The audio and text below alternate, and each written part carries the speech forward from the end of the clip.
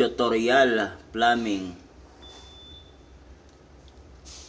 Ayan, ipapaliwanag ko po sa inyo kung ano bang dalhin talaga kailangan ng grease trap ang nagko-control po sa mga dumi ng ating papuntang septic tank, katulad ng mga pinaghugasan. Dito po siya nalalagay sa basket. Ayan.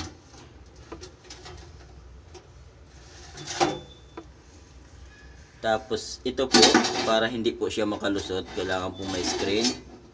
Malaking tulong po ang grease trap sa mga para ito po, dalawa po siyang naghaharang ng mga pinaghugasan, katulad ng mga kanin, uwan pa. Tapos ito po, pit trap. Kaya ko po nilagyan ng pit trap para yung amoy po nung grease trap, yung mga stock na tubig, ay hindi po siya bumalik pataas,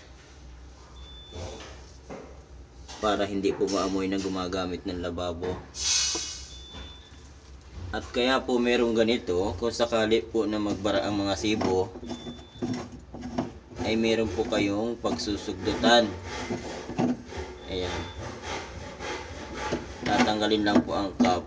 Ayan, kung sakali po magbarado ang mga sibo.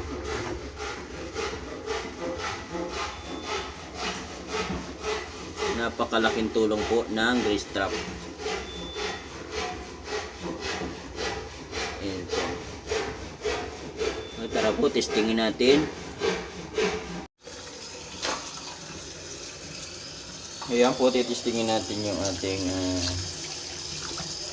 ginawa, kung epektibo nga ba. Ayan, ang hugasan po natin, napakagandang lababo.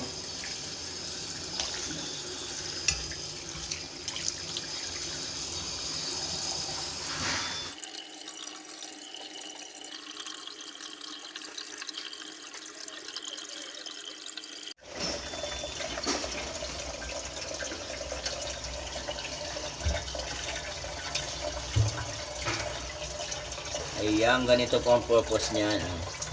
Kung sakali po gusto nyo linisin, iaangat lang po, and then ibalik.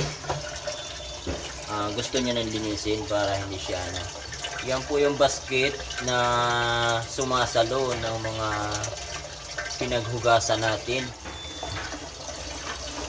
Ayan, malaking tulong po ang ganito may grease trap, para hindi po kayo laging nagbabara ang mga sanitary pipe, mga tubo.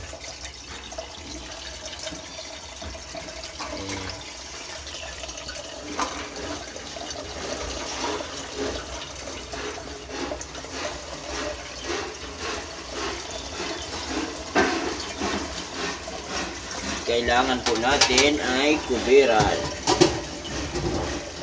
Ayan, para po siya safe.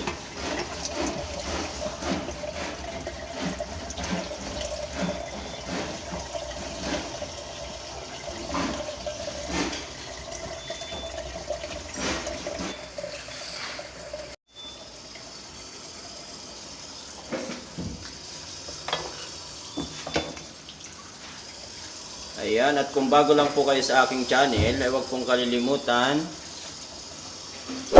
like, subscribe, at pakishare na rin po kung nagustuhan nyo po yung aking tutorial.